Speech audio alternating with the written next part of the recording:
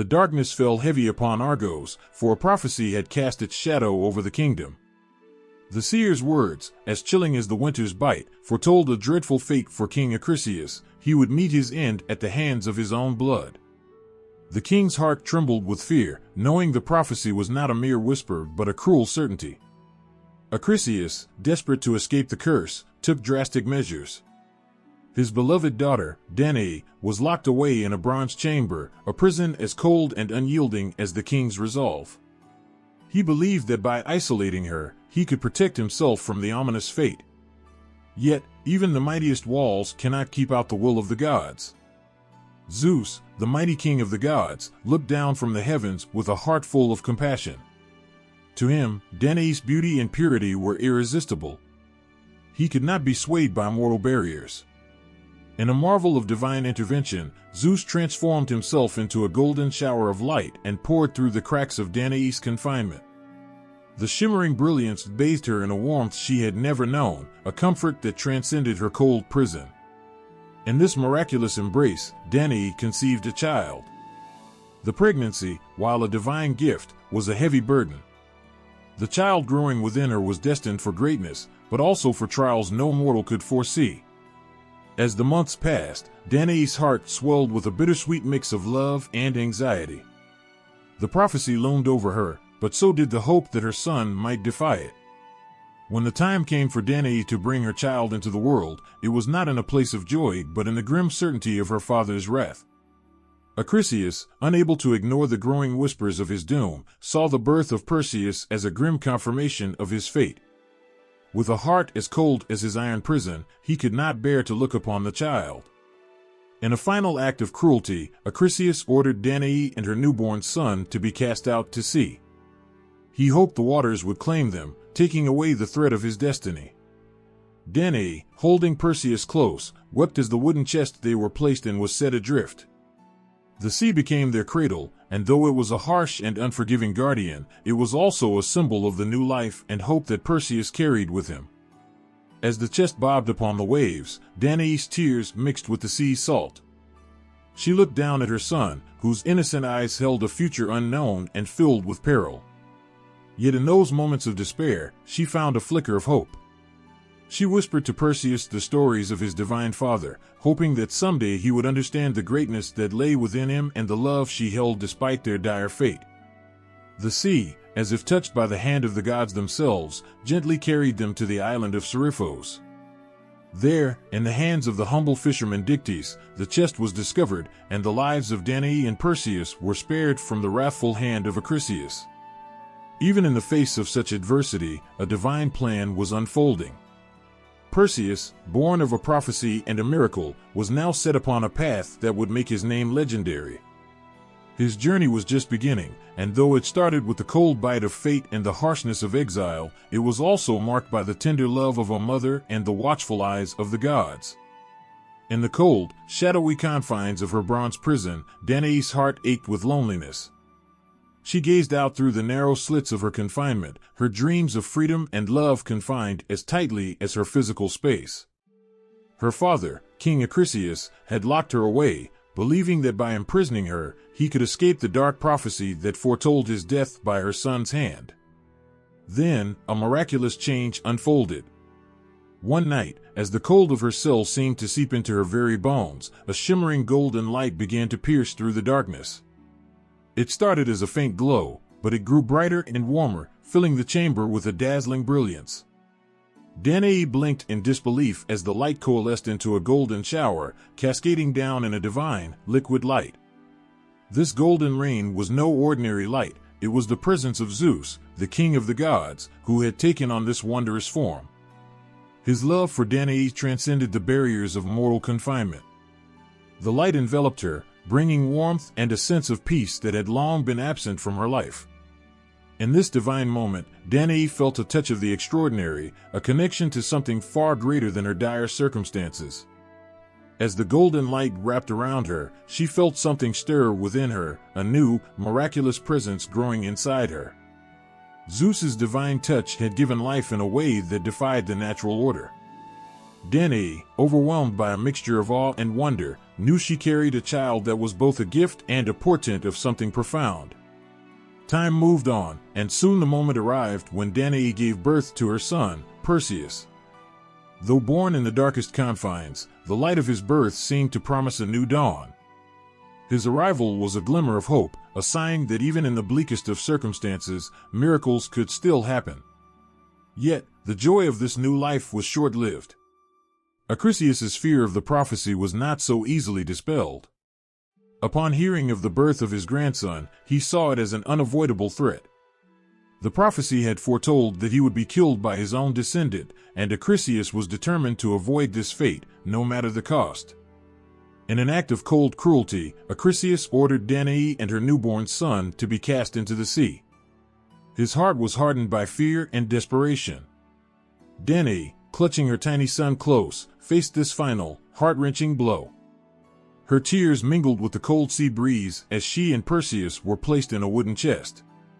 It was a cruel twist of fate to be cast adrift, the sea becoming their only witness and protector.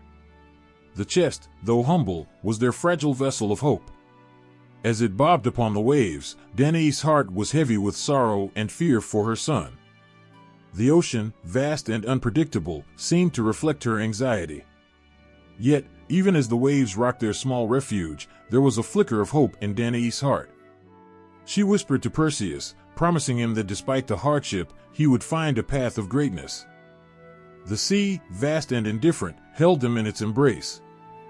Danaë's heartache and Perseus's innocent sleep were carried together, their fate uncertain.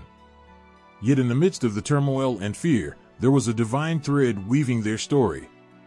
Perseus, born from a golden shower and cast into the sea, was destined for a life filled with trials and triumphs, his every moment touched by the hand of the gods. The wooden chest bobbed wildly on the turbulent sea, driven by the relentless waves and howling winds. Inside, Danaë clutched her tiny son, Perseus, her heart pounding with fear and hope. Each crash of the waves against their fragile vessel seemed like a cruel joke, testing their resolve and their will to survive. As the sun began to dip below the horizon, casting long shadows across the water, the chest drifted closer to land. Exhausted and disheartened, Danaë prayed for a miracle, her eyes scanning the distant shore. Her prayers seemed to be answered when the chest finally washed ashore, coming to rest on the sandy beach of a small, secluded island. On this island, known as Serifos, lived a humble fisherman named Dictys. Dictys was known throughout the island for his kindness and gentle nature. As he cast his nets into the sea, his gaze fell upon the strange object drifting onto the sand. Curiosity and concern drove him to investigate. With careful steps, Dictys approached the chest. His strong hands, calloused by years of labor, pried it open to reveal the frail but alive figures within. Danaë's tear-streaked face looked up at him with a mix of relief and exhaustion, while little Perseus slept peacefully in her arms. Dictys' heart melted at the sight of the mother and child, their plight touching him deeply. He immediately recognized the gravity of their situation. Without hesitation, Dictys carried them to his modest home, a small hut nestled among the rocks and trees. Inside, he tended to Danaë's needs, offering her the warmth and comfort that had been so cruelly denied to her. The tiny hut became a sanctuary from the cold and harsh world outside. As days turned into weeks, Dictys cared for Danaë and Perseus with unwavering devotion. He shared his meager meals with them and made sure they had a safe place to sleep. Danaë, though still burdened by her fears, found solace in Dictys' kindness. Her heart, once heavy with despair, began to lighten as she saw Perseus growing stronger and more alert. The bond between Dictys and Danaë grew deeper with each passing day. Dictys' compassion provided a glimmer of hope in the darkened world they had been cast into. He listened to Danaë's stories of her son's divine heritage with quiet respect, even as he struggled to understand the full weight of their situation. The island of Serifos, though modest and isolated, became a new home for them. Danaë's days were filled with tending to Perseus and assisting Dictys with his fishing. As Perseus grew, he displayed a strength and curiosity that seemed almost otherworldly, a reminder of his divine parentage. Dictys watched over him with a protective eye, seeing in him the promise of a future that transcended their humble surroundings. Despite the smallness of their world, Danaë and Perseus began to find a sense of peace. The trials they had endured forged a bond between them and Dictys that was both profound and heartwarming. Danaë's gratitude for Dictys' kindness was boundless. She knew that without his intervention, their lives might have ended on the cold and unforgiving shores of the sea. As Perseus grew into a young boy, his presence seemed to bring light to the dark corners of their lives. His laughter echoed through the hut, a sound of joy that banished the shadows of their past. Dictys, seeing the potential and promise in the boy, took it upon himself to raise him with love and care. In this small corner of the world, where the waves met the sand and the skies were often overcast, a humble fisherman had changed the course of destiny. Danaë and Perseus, once cast out and forsaken, had found a haven in the most unexpected of places. The love and kindness of Dictys had given them a chance to rebuild, to heal, and to find hope again. The festival of Serifos was in full swing, laughter and music filling the air. The people of the island were celebrating with joyous abandon, but amidst the revelry, King Polydectes harbored a dark scheme. He was the ruler of Serifos and had long harbored ambitions beyond the confines of his modest domain. His eyes were set on Danaë, whom he desired for himself. Yet, he knew he had to rid himself of Perseus, the son of Zeus, who stood as a formidable obstacle to his plans. With a cruel twist of fate, Polydectes hatched a deceitful plan. He knew Perseus, with his courage and divine heritage, was not to be taken lightly. To remove him from the equation, he crafted a seemingly impossible challenge, one that would either end Perseus's life or force him into a position where he could be easily dismissed. Polydectes announced to the court, in a show of bravado, that he was in need of a grand gift. The gift he sought was none other than the head of Medusa, the Gorgon with snakes for hair whose gaze could turn anyone to stone. Perseus, unaware of the sinister trap laid before him, was caught off guard by the king's request. The challenge seemed impossible, and whispers of doubt filled the air. Yet, Perseus, driven by a sense of duty and the desire to protect his mother from any further harm, accepted the quest with a resolve that belied his youth. Preparation for the perilous quest began immediately. Perseus knew that to face Medusa, he needed more than just bravery. His mother, Danaë, watched with a heavy heart, her fear for her son palpable. She feared that this quest could be his end, yet she saw the determination in his eyes and knew she could not sway him. Perseus's courage was unwavering, but it was a courage that came with a heavy price. In the dimly lit corners of his home, Perseus began to gather the necessary tools for his mission. He needed weapons and armor that could protect him from Medusa's deadly gaze. The gods, moved by his bravery and purity, intervened in his preparation. Athena, the goddess of wisdom, gifted him with a reflective shield, while Hermes, the swift messenger god, provided him with winged sandals to navigate the treacherous terrain. The shield was not an ordinary one. Its surface was polished to such a degree that it could mirror the world around it. With this shield, Perseus could approach Medusa without being directly confronted by her petrifying stare. The winged sandals were equally crucial, allowing him to soar above dangers and move swiftly across the land. In addition to these gifts, Perseus received the helmet of invisibility from the gods. This helmet would grant him the power to become unseen, a crucial advantage when facing the deadly Gorgons. He also received a special bag, known as the cabesus, to safely carry Medusa's head once he had obtained it. As Perseus prepared to leave, the weight of the quest pressed heavily upon him. His heart was full of apprehension, but also of a fierce determination to succeed.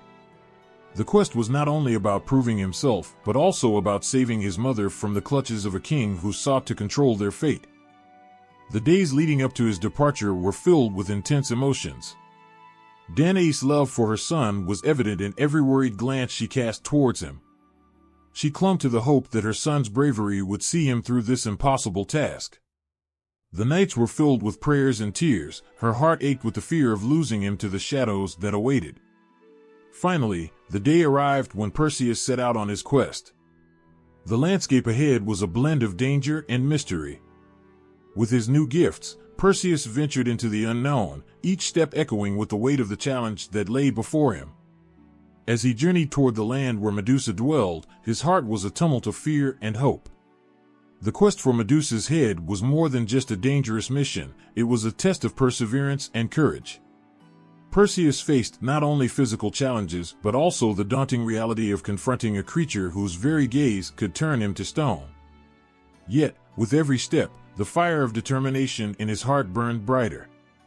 His mission was set, his path was clear, and the weight of his mother's hopes and the deceitful plan of the king drove him forward. In the quiet moments before he entered the land of the Gorgons, Perseus took a deep breath, his mind steadying with the weight of his purpose.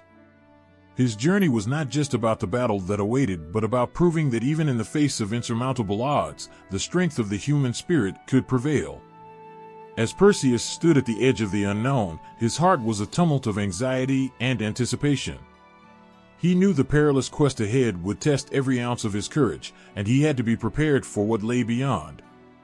It was in this moment of quiet determination that the gods, moved by his bravery and earnest heart, stepped in to aid him with divine gifts. From the heavens above, the goddess Athena descended, her presence commanding reverence and awe. She approached Perseus with a serene grace, her eyes filled with a wisdom that transcended mortal understanding. In her hands, she carried a gift that would prove to be his greatest weapon, the reflective shield. It gleamed with a light that seemed to capture the very essence of the sky. Athena spoke with a voice that was both gentle and powerful, imparting the importance of the shield. "This shield," she said, "is your mirror to safety. Medusa's gaze is deadly, but with this shield, you will see her through its reflection. Use it to guide your steps and avoid her fatal stare." Perseus took the shield with a reverent bow. The weight of it was both reassuring and burdensome, a symbol of the immense challenge that lay before him. As he examined the shield, he could see his own reflection shimmering upon its surface, a reminder of the bravery he needed to face the trials ahead. Next, the swift messenger god Hermes appeared, his presence marked by a swift, almost breezy movement. He approached Perseus with a gift that sparkled with a magical energy, winged sandals. The sandals were adorned with delicate wings that seemed to flutter even when still. Hermes, with a twinkle in his eye, explained their power. "These sandals will grant you the gift of flight. When the ground becomes treacherous or you need to escape, these will carry you swiftly above the dangers that lie ahead. Use them wisely." Perseus slipped the sandals on, feeling a surge of exhilaration as they seemed to almost hum with potential. The idea of soaring above the land, away from the dangers that awaited him, filled him with a renewed sense of hope. As Perseus adjusted the sandals, Hermes presented him with another crucial gift, the helmet of invisibility. This helmet was made from a dark, shimmering metal that seemed to absorb light rather than reflect it. Hermes placed it gently on Perseus's head, explaining its power. "This helmet will cloak you from sight. When you are in the presence of the Gorgons, use it to remain unseen. It will shield you from their deadly gaze and give you the edge you need to approach Medusa." Perseus felt a cool, comforting sensation as the helmet settled into place. It was as though the weight of his impending quest had lightened, and he could almost feel the cloak of invisibility beginning to work its magic. Finally, Hermes handed Perseus the cabesus, a magical bag that seemed ordinary at first glance. Yet there was an unmistakable aura of enchantment surrounding it. Hermes's voice took on a more serious tone as he spoke of its importance. "This bag will hold Medusa's head once you have claimed it. It is not merely a container, it is enchanted to keep its contents safe and secure. Do not underestimate its power." Perseus took the cabesus with a sense of solemn duty. Its simple appearance belied its vital role in his quest. With all the gifts now in his possession, he felt a surge of determination and readiness. Each item, bestowed upon him by the gods, was a symbol of their faith in his ability to succeed. As he prepared to leave, the gifts of the gods glinted in the fading light, a promise of protection and guidance. Perseus looked at the shield, the sandals, the helmet, and the cabesus with a profound sense of gratitude. Each gift was more than a tool, it was a beacon of hope, a reminder that he was not alone in his quest. With these divine gifts, Perseus felt a new resolve strengthen within him. The path ahead was fraught with danger, but he carried with him the tangible support of the gods themselves. As he set forth on his perilous journey, the gifts of Athena and Hermes were more than just physical objects, they were symbols of the divine intervention that guided him toward his destiny. The air was thick with tension as Perseus approached the dark, eerie lair of Medusa. The silence was heavy, broken only by the sound of his own heartbeat pounding in his chest. Each step seemed to echo louder in the oppressive stillness, amplifying his fears and determination. Perseus clutched the reflective shield close to his body, the cool metal a steady reminder of the divine help he had received. The helmet of invisibility was securely fastened, hiding him from any prying eyes. The winged sandals felt light on his feet, giving him a swift, almost effortless movement. The cabesus, his magical bag, hung at his side, ready for the crucial moment. The lair of Medusa was a realm of shadows and whispers, a place where the very air seemed to pulse with malevolent energy. Stone statues of those who had been turned to stone by Medusa's gaze littered the ground, their frozen expressions a chilling testament to her power. Each statue seemed to watch Perseus with hollow eyes, a grim reminder of the danger that lay ahead. As Perseus entered the cavern, he could feel a cold shiver run down his spine. The darkness seemed to close in around him, making every corner of the lair appear even more foreboding. The only light came from the soft glow of his shield, casting eerie reflections on the walls. With every step, the sound of his sandals was muffled by the thick, damp air. And then he saw her. Medusa lay curled upon the stone floor, her snake-like hair hissing and writhing as if alive. Her face was hidden behind the mass of serpents, but the sinister aura of her presence was unmistakable. Perseus could feel the weight of her gaze even without seeing her eyes. He knew that one glance from her could turn him to stone, making this a battle of not just physical skill but mental fortitude. Perseus steadied himself, his breath coming in shallow gasps. He raised the shield, its reflective surface capturing the faintest glimmers of light and casting them around the cavern. The shield allowed him to see Medusa's movements without having to look directly at her, a crucial advantage in this deadly game of strategy. He maneuvered slowly, carefully avoiding any direct line of sight with the Gorgon. As he crept closer, Medusa's hissing grew louder, a sound that seemed to echo through the cavern. Perseus's heart pounded in his chest, each beat a reminder of the high stakes. He knew that any misstep could mean his end. With every ounce of courage, Perseus edged closer until he was within striking distance. The moment of truth was at hand. He knew he had to act swiftly and decisively. Drawing his sword, its blade sharp and ready, he took a deep breath, focusing on the reflection of Medusa in the shield. In a single, fluid motion, Perseus swung his sword, the blade slicing through the air with a deadly precision. The impact was immediate and final. Medusa's head fell to the ground with a sickening thud, the snakes on her head writhing even in death. The cavern was filled with a deafening silence, broken only by the soft, distant sound of the sea. Perseus stood still, the weight of what he had just done settling over him. His breath came in ragged gasps as he stared at the lifeless head of Medusa. The battle was over, but the victory felt heavy and bittersweet. He had faced one of the greatest terrors of the world and emerged victorious, but at what cost? Carefully, Perseus approached the severed head, placing it gently into the cabesus. The bag, glowing softly, closed around it with a reassuring finality. The danger was contained, and Perseus could feel a sense of relief mingling with the exhaustion that washed over him. As he turned to leave the lair, Perseus felt the weight of the quest lifting from his shoulders. The Gorgon was defeated, but the journey back to Serifos would not be easy. The path was fraught with its own challenges, but Perseus's heart was filled with a renewed sense of hope. He had faced the impossible and triumphed, and he carried with him the memory of the battle, the divine gifts, and the unwavering courage that had seen him through.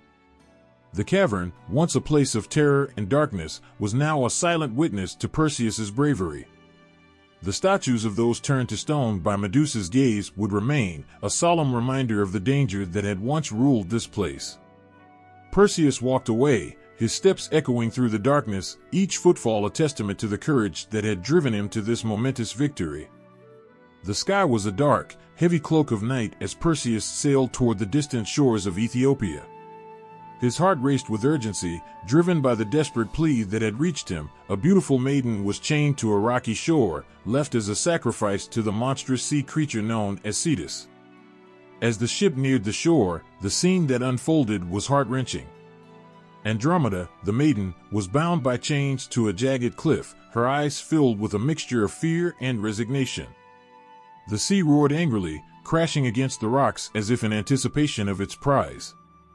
In the distance, the monstrous figure of Cetus loomed, its dark silhouette menacing against the stormy sky. Perseus's heart clenched at the sight. With the weight of his recent triumph over Medusa still fresh in his mind, he now faced a new, terrifying challenge. He had not anticipated such a fearsome beast, but his resolve was unwavering. The sight of Andromeda's plight ignited a fierce determination within him. He leaped from the ship, landing gracefully on the rocky shore. The sound of the chains clinking as Andromeda tried to pull away from her bonds reached his ears, a sharp reminder of the urgency of the situation. Perseus moved swiftly, his every step driven by the desperate need to rescue her. From the depths of the raging sea, Cetus emerged, a horrifying creature with scales as dark as midnight and eyes that glowed with a terrifying intensity. Its monstrous maw opened wide, revealing rows of sharp, glistening teeth. The beast's roar was deafening, a sound that seemed to shake the very heavens. Perseus gripped the sword tightly in his hand, its blade gleaming with the promise of victory. With the reflective shield held high, he approached the beast, using the shield's surface to keep Cetus's deadly gaze at bay. The shield became his shield, reflecting the beast's fierce eyes and buying him precious moments to plan his attack. The battle was fierce and relentless. Cetus charged at Perseus with a wrathful fury, its massive tail thrashing the water into frothy waves.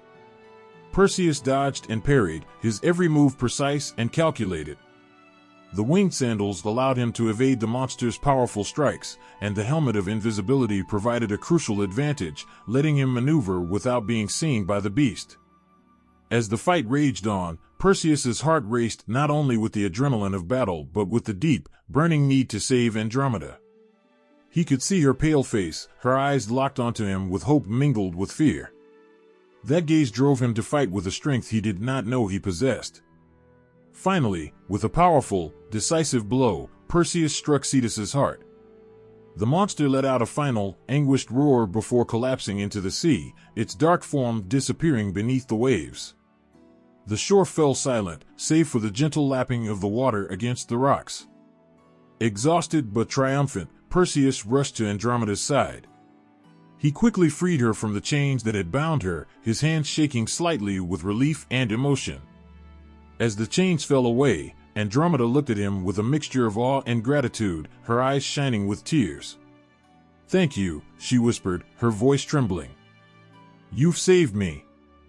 Perseus offered her a reassuring smile, his heart swelling at her words.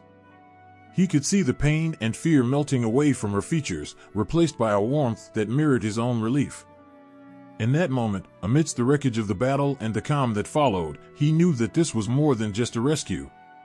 It was the beginning of something profound. As they made their way back to the ship, Andromeda clung to him, her gratitude palpable. The journey back was filled with a shared understanding and unspoken connection. When they finally reached the ship, Perseus and Andromeda were met with cheers and celebration.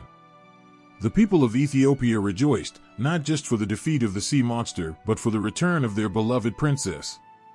The bond between Perseus and Andromeda grew stronger with each passing day. What began as a dramatic rescue blossomed into a deep and genuine affection.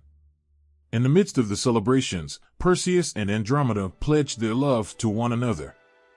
Their union was not just a marriage, but a symbol of hope and triumph, a testament to the power of bravery and love in the face of insurmountable odds. Together, they faced the world, their hearts forever intertwined. The memory of the sea monster's roar and the chains that had bound Andromeda were replaced by the joyous laughter and shared dreams of a future built together. In the midst of their happiness, Perseus and Andromeda found not just solace but a shared destiny, one forged in the fires of courage and bound by the strength of their newfound love. The sun dipped low on the horizon as Perseus and Andromeda finally sailed back to Serifos, their hearts buoyed by triumph and newfound love. Their journey, filled with danger and courage, had led them through trials that tested their very souls. Now, with the head of Medusa safely stowed away, they were eager to return to a place that had once been home. As they approached the island, Perseus's heart sank with a premonition that something was terribly wrong. The island, which had once seemed so familiar, now felt foreign and uneasy. The joyous relief of their return was overshadowed by a nagging feeling that trouble awaited them. Stepping ashore, Perseus was greeted with a cold silence. The bustling streets of Serifos were strangely empty, and the usual warmth of the island's people seemed to have vanished. Perseus and Andromeda hurried to the palace, their steps quick with worry. Inside the palace, the atmosphere was tense. Perseus's eyes narrowed as he noticed the absence of the usual courtiers and attendants. The great hall, once vibrant with life, was now dim and foreboding. As they made their way to the throne room, the door creaked open to reveal a scene of chilling stillness. Polydectes sat on his throne, a sinister smile playing at his lips. The king's eyes, however, were cold and calculating. Perseus's heart pounded as he saw the cruel intent etched in Polydectes' gaze. The king had not been idle during their absence, he had been plotting something dark and dangerous. "Welcome back, Perseus," Polydectes said, his voice smooth but laced with malice. "I see you've returned with more than just tales of adventure." Perseus's jaw tightened. "I have returned as promised, and I have brought what you demanded." He reached into the cabesus and withdrew the head of Medusa, holding it up for the king to see. The severed head, still with its snakes hissing, was a stark reminder of the horrors they had faced. Polydectes' smile widened, but there was a glint of something darker in his eyes. "Ah, the legendary head of Medusa," he said, his tone dripping with mock admiration. "And now, Perseus, let's see what other gifts you have for me." Perseus frowned, his instincts on high alert. "What do you mean?" "Why, your presence here is a gift in itself," Polydectes replied, his smile turning cruel. "It seems my plans have already been set into motion." A cold realization washed over Perseus. The king's words were not just idle threats, they were the prelude to something dreadful. The king had been waiting for their return, not out of curiosity but to execute a sinister plot. He had been preparing to use the head of Medusa as a weapon, a tool to solidify his power and crush any opposition. Polydectes stood, his gaze shifting to Andromeda. "Andromeda," he said, "I believe you are now free to choose your fate." Perseus's heart sank. He understood the gravity of the situation. Polydectes was not merely interested in the head of Medusa, he had orchestrated a cruel game. The king's intentions were far more nefarious than a simple act of revenge. He had been waiting for the perfect moment to seize control and eliminate any threats to his rule. Without warning, Polydectes gestured sharply, and his guards moved in, their eyes cold and unfeeling. Perseus's blood ran cold as he saw them surround Andromeda, preparing to force her into a position where she would be used against him. Fueled by a surge of adrenaline and fury, Perseus acted swiftly. He drew his sword, the blade gleaming with a deadly purpose. The confrontation was immediate and intense. Polydectes' guards, unprepared for the sudden attack, were caught off guard by Perseus's fierce assault. The clash of steel rang through the hall as Perseus fought with all his might. His movements were fluid and powerful, each strike a testament to his skill and determination. The guards, though numerous, were no match for the sheer force of Perseus's fury. He fought with a single-minded focus, driven by the need to protect Andromeda and end the king's reign of terror. Polydectes, watching from his throne with a mixture of anger and fear, realized that his plans were unraveling before him. As Perseus's blade cleaved through the defenses of his guards, the king's confidence turned to desperation. He attempted to flee, but Perseus was relentless. With a final, decisive swing, Perseus disarmed Polydectes, the king's weapon clattering to the ground. Polydectes' face contorted in rage and disbelief as he realized the extent of his defeat. Perseus, standing tall and resolute, faced the fallen king. "Your reign ends here," Perseus declared, his voice ringing with authority. The hall was filled with the echoes of his words, a powerful testament to the justice that had been served. As the last of the guards were subdued and Polydectes was finally overpowered, Perseus turned to Andromeda. Relief and gratitude were evident in her eyes as she rushed to his side. The danger had passed, and the king's cruel intentions had been thwarted. The once ominous throne room now stood as a symbol of the end of a tyrannical reign. Perseus's return to Serifos had come full circle, marked by the dramatic confrontation that had ended Polydectes' cruelty. With the king's downfall, the island would finally be free from the shadow of tyranny that had loomed over it. The sun hung low in the sky, casting long shadows over the kingdom of Argos. The once proud palace stood silent, the weight of an ancient prophecy hanging heavy in the air. Perseus had returned, victorious and honored, but fate's design was not yet complete. The prophecy foretold a dark end for Acrisius, and now it was time for its chilling truth to unfold. In the heart of the palace, Perseus could feel the weight of his lineage bearing down upon him. He had brought justice, had freed Andromeda, and had vanquished the tyrant Polydectes, but the final act of the prophecy loomed over him like a storm cloud. He had seen his grandfather, Acrisius, only from a distance, a shadow of a man whose actions had set these events in motion. The prophecy had always been clear: Acrisius would be slain by his own blood, the very fate he had sought to escape by imprisoning his daughter. Perseus's heart ached with a mixture of dread and sorrow as he prepared to confront this final and inevitable consequence of his journey. The foretelling had seemed distant and unreal when first uttered, but now it was a grim reality knocking on the door. It was during a quiet, somber afternoon when the news reached Perseus. Acrisius, now a frail old man, had been wandering near the outskirts of the kingdom, lost in his own fears and regrets. The prophecy had driven him to a life of seclusion, and despite his attempts to avoid it, the threads of fate were drawing him inexorably toward his end. Perseus had gone in search of Acrisius, not out of vengeance, but out of a deep sense of duty and sorrow.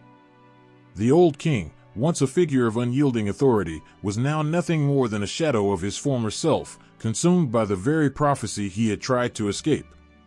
The meeting was both heartbreaking and surreal. Acrisius sat on a desolate hill, his gaze fixed on the horizon as if seeking some distant redemption.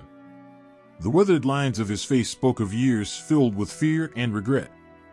When Perseus approached, the old man looked up, his eyes reflecting a mixture of recognition and deep sadness. "I knew this day would come," Acrisius said quietly, his voice trembling.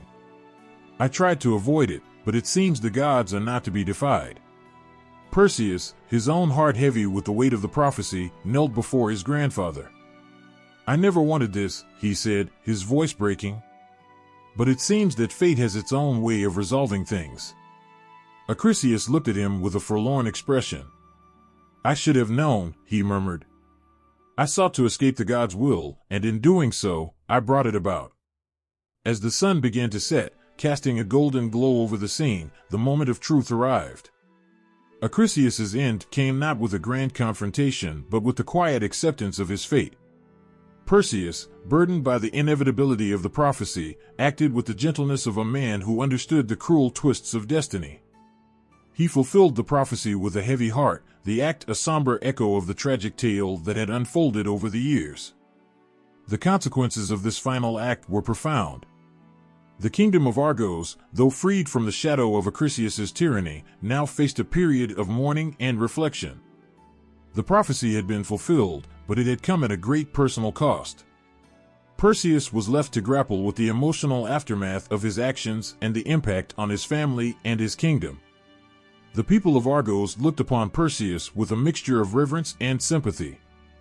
They understood that he had not only defeated monsters and tyrants, but had also faced the darkest corners of his own fate. The fulfillment of the prophecy marked the end of a tragic cycle, but it also left a lingering sense of sorrow and reflection. As Perseus and Andromeda prepared to move forward, they carried with them the weight of their shared past and the hopes for a future built on the lessons learned from their trials. The prophecy had been fulfilled, but it was not just a tale of doom. It was a reminder of the fragility of human desires and the inexorable flow of fate. The kingdom would heal, and Perseus would find his place in a world forever shaped by the echoes of his family's history.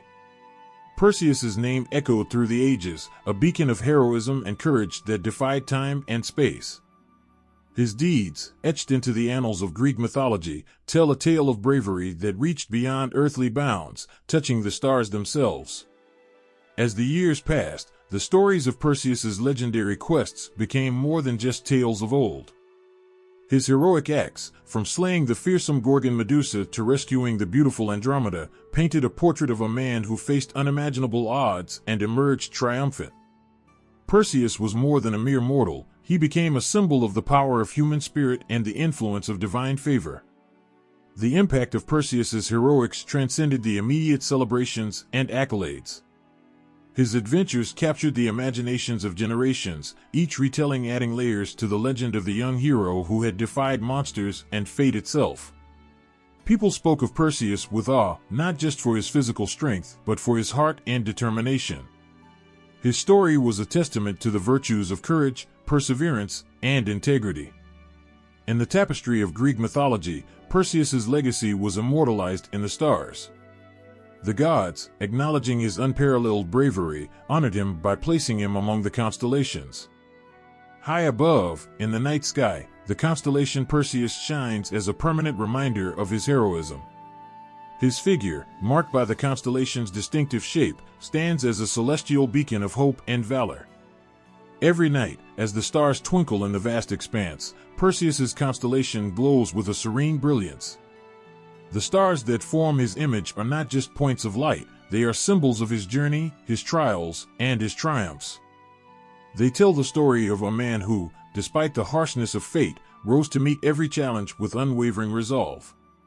People from all walks of life gazed up at the night sky, seeing in Perseus's constellation not just a pattern of stars, but a reflection of their own dreams and aspirations. To look at the stars was to be reminded of Perseus's bravery and the timeless power of believing in oneself. His legacy inspired countless stories, poems, and songs, each echoing the timeless themes of heroism and sacrifice. His name became synonymous with the idea of the hero who overcomes the impossible. In every retelling of his story, whether in grand temples or quiet homes, Perseus's legacy endured. He was more than a mythical figure. He was a source of inspiration for those who faced their own battles, who sought their own victories against the monsters of their lives. Perseus's place in the stars was a testament to his enduring legacy. The night sky, once a vast and empty canvas, now held a figure of great significance. As sailors navigated the seas, as lovers wished upon the stars, and as scholars pondered the mysteries of the cosmos, Perseus's constellation was a guiding light, a symbol of hope, and a reminder of what it meant to be truly courageous. The legacy of Perseus is not confined to ancient tales or distant stars. It lives on in the hearts of those who find courage in his story, in the countless generations inspired by his bravery, and in the night sky that forever bears his name. His heroics have become a part of human history, a shining example of what it means to be a true hero, not just in legend, but in the very fabric of our collective dreams and aspirations.